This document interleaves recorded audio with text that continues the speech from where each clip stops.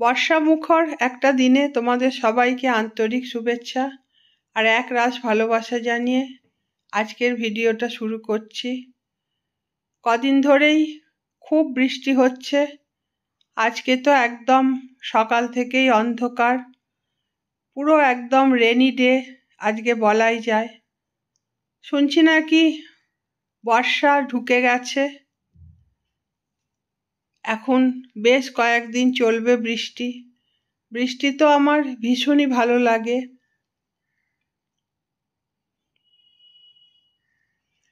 আজকে সকালে আমরা তিনজনই অনেক দেরি করে ঘুম থেকে উঠেছি। প্রথমে ওর বাবা ঘুম থেকে ওঠে, আজকে বিষয়টা পুরো উল্টে গেছে। প্রথমে ওর বাবা ওঠে, তারপরে আমি উঠি, তারপরে বাবুই ওঠে। বাবুই তো এমনি দেরি করেই ওঠে, কিন্তু আজকে সব থেকে দেরিতে উঠেছে বাবুইয়ের বাবা। আসলে বেশ ঠান্ডা ঠান্ডা একটা ওয়েদার হয়েছে বৃষ্টি হয়ে। এমনি তো ঘরে এসি চলেই, কিন্তু এসির ঠান্ডা আর প্রকৃতির ঠান্ডা দুটো একদমই আলাদা, যে কারণেই হয়তো একটু বেশি আমরা ঘুমিয়ে পড়েছি।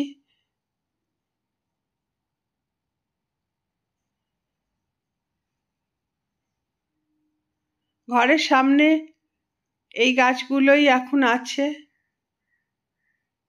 উঠে এই গাছগুলোই একটু দেখি, ঘুম থেকে মনটা ভালো হয়ে যায়।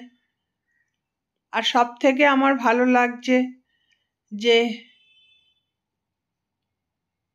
আবার এই গাছগুলো এনে সুন্দর করে, দেখো কি সুন্দর কচি কচি পাতা বেরোচ্ছে। অ্যাগ্লোনিমাটাকে আমি বাঁচাতে পেরেছি, দুটো পাতা হয়েছে। এই জিনিসগুলো আমাকে খুব আনন্দ দেয়। আচ্ছা, এই জায়গাটা আমি একটু গুছিয়েছি, সেটাই তোমাদের দেখাচ্ছি। আসলে সকালবেলা আমি একটু উঠেই গরম জল খাই ফ্রেশ হয়ে, আর বাবুই ওর চাটা ওই করে নেয়। বাবুই এই টি ব্যাগের চা দিয়ে একটু গরম জল করে চাটা খায়, তার জন্য এই জারটার মধ্যে টি ব্যাগগুলো রেখেছি। কিছু ইনস্ট্যান্ট চা পাতা যেটা প্যাকেট হয় চায়ের, ওগুলোও রেখেছি। তার সঙ্গে আমার জলের কাপটা আর বাবুয়ের একটা কাপ, এই দিয়ে এইখানটা সাজিয়েছি আপাতত। আবার পরে যখন ইচ্ছে হবে তখন হয়তো অন্য রকম সাজাবো। আর এই ছোট ছোট পুতুলগুলো আমি তো বলেইছি অনলাইন থেকে কিনি। এখানে গার্ডারগুলো ঝুলছিল, বাজে লাগছিল, তাই সরিয়ে দিলাম। ওখানে একটা কিউট কিছু ঝুলিয়ে দিলে দেখতে সুন্দর লাগবে। চলে এসছি আজকে রান্নার দিকে।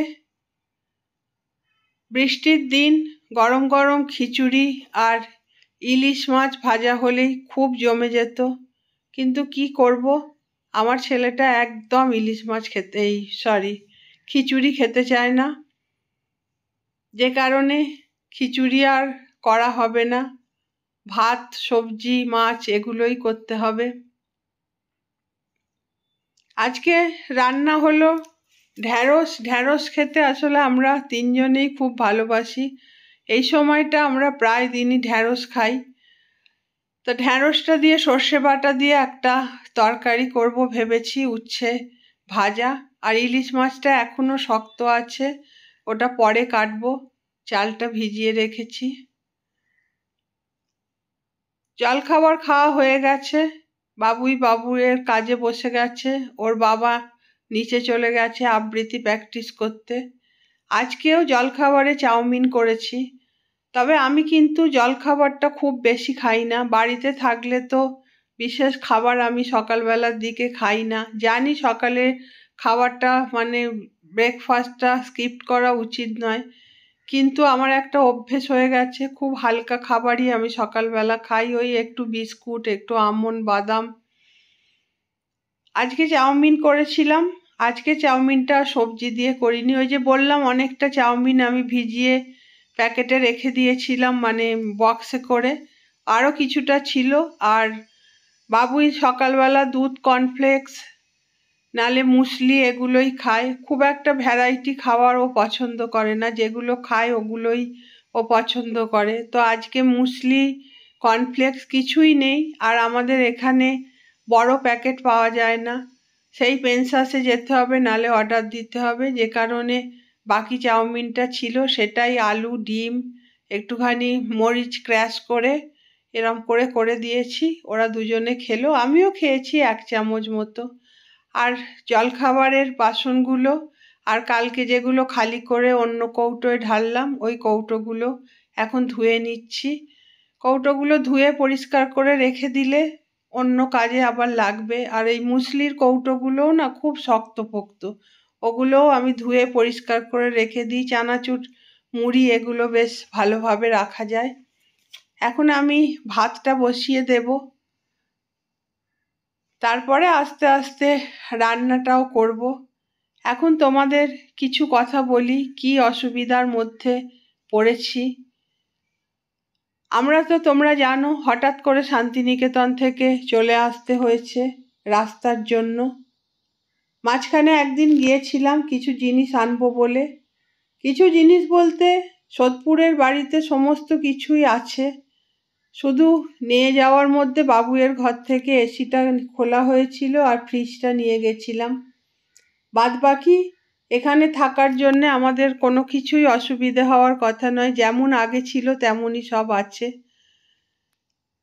কিন্তু অসুবিধার মধ্যে গেলাম যে, সেদিন তো জানো বাবুয়ের বাবার কি অবস্থা হলো। যা হোক করে তাকে তুলে নিয়ে চলে এলাম। সেখানে সেদিন চাবিটাই আমরা দিয়ে আসতে পারিনি পাতামণিদের। এত ভোরবেলা বেরিয়েছি, বেরিয়ে দেখি ওরা সবাই, অবশ্য ওরা একটু দেরি করে, ওরা এই 6টা সাড়ে 6টার সময় ওঠে, আর আমরা তো 4টের আগে বেরিয়ে পড়েছি। তো কি করে চাবি দেব, কাউকেই দেখতে পেলাম না। আর অত ভোরে যে ফোন করে ডাকবো ওদেরকে, সেটাও আমার খুব খারাপ লাগলো। তো ভেবেছিলাম আর কদিন পরেই আবার হয়তো যাব। 1 সপ্তাহ মতো পরে ভেবেছিলাম আবার যাব। পাতামণিও ফোন করেছিল, ওকেও তাই বললাম যে কদিন পরেই আমরা আবার যাব। কিন্তু তারপর থেকে নানা অসুবিধার মধ্যে আমরা চলছি। 3 জনেরই শরীর খারাপ হলো, বাড়িতে মিস্ত্রির কাজ হলো, আমরা তো যেতেই পারছি না। এই শুক্রবারে যাব ভেবেছিলাম, কিন্তু এমন বর্ষা নেমে গেল।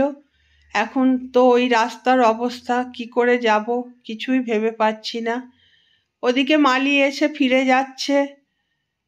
আমার গাছগুলো, সব থেকে যেটা আমার কষ্টের ব্যাপার, কিছু কিছু গাছ আছে আমি ওদেরকে ছেড়ে সত্যি থাকতে পারি না।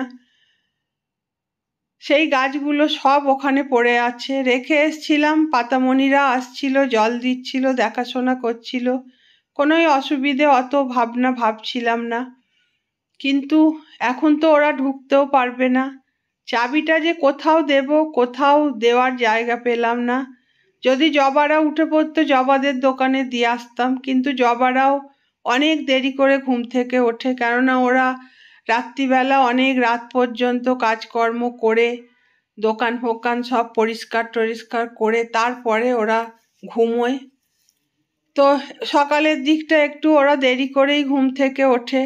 তো এমন কাউকে দেখতে পেলাম না যার হাতে চাবিটা দিয়ে আসবো, যে বলবো পাতামণিদের দিয়ে দেবে। আর ওইটুকুনি ছিল যে আর কদিন পরেই, হয়তো 5-6 দিন পরেই আবার আসবো। কিন্তু সব রকমের অসুবিধাতে আমরা আর যেতেই পারছি না। যাব ভেবেছিলাম, তাও এইরকম বৃষ্টির দিন চলে এসছে। এখন কি করব মাথায় কিছু আসছে না। তবে আজকেই পাতামণি ফোন করে বলল, একটা সুখবর পেলাম, যে যে রাস্তাটা আগে ছিল সেই রাস্তাটাই আবার নাকি ঠিকঠাক করে দিয়েছে। কারণ ওই ইটভাটার লোকেরা যেতে পারছে না, ওদের তো প্রচুর ইটের গাড়ি যায়, খুব অসুবিধা হচ্ছে। তো ভাতটা বসিয়ে দেওয়ার পরে এখানে আমি উচ্ছেটা আগে ভেজে নিয়েছি। ভেজে নেওয়ার পরে আমি ওই ঢ্যাঁড়সের যে সর্ষে বাটা দিয়ে করব ওটা করে নিচ্ছি।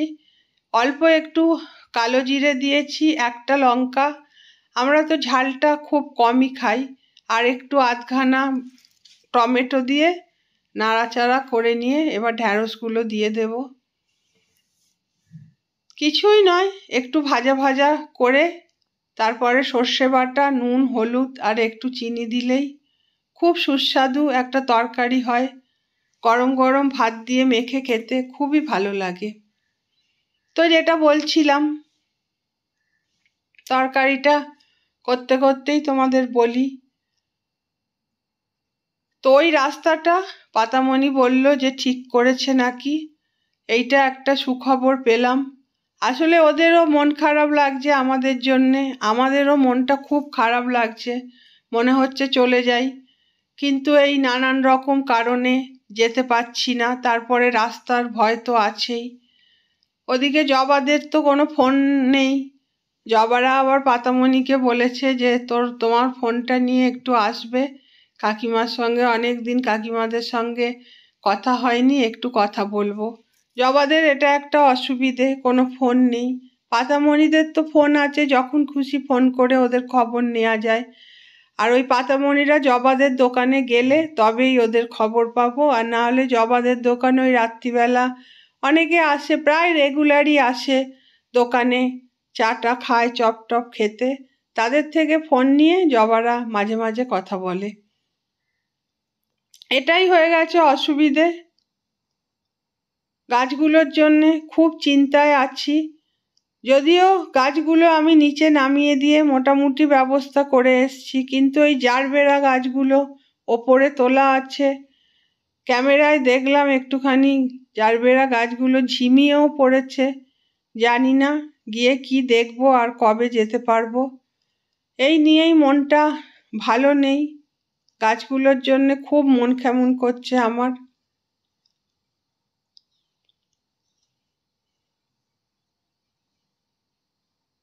ছোট ছোট দুটো ইলিশ মাছ, খুব বেশি বড় নয়। তো আমি এখানেই দাঁড়িয়ে দাঁড়িয়ে কেটে নিলাম। তবে এই কাটতে গেলে আঁশগুলো ভীষণ চারিদিকে ছড়িয়ে ছিটিয়ে যায়।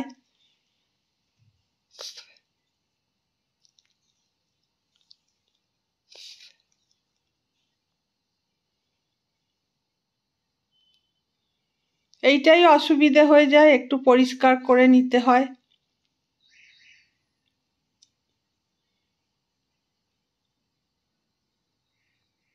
ওই যে বললাম, বাবুয়ের বাবা অনেক রকমের মাছ নিয়ে চলে এসছে।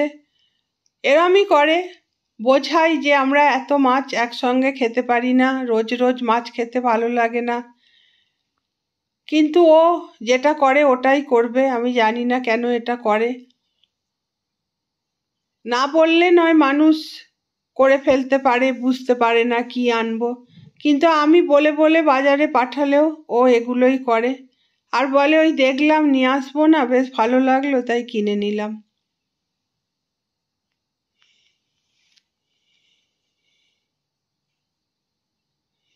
কালকের দুরকম মাছ করেছিলাম। দুরকম মাছেরই কিছুটা কিছুটা করে আছে। রাত্রিবেলা তো আমি আর চিতল মাছ খাইনি।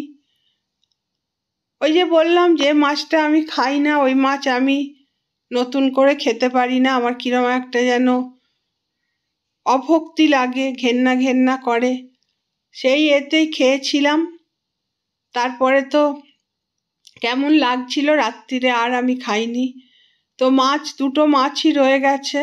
আজকে ওই উচ্ছে ভাজা, ইলিশ মাছটা ভাজবো, আর ঢ্যাঁড়সের সর্ষে বাটা দিয়ে ঝাল করব।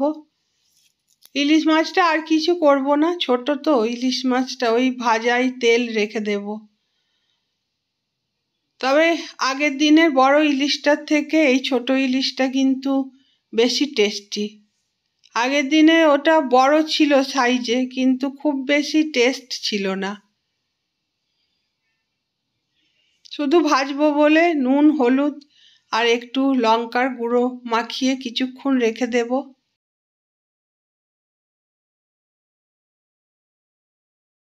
তাহলে একটু মজে যাবে, খেতে ভালো লাগবে ভাজাটা।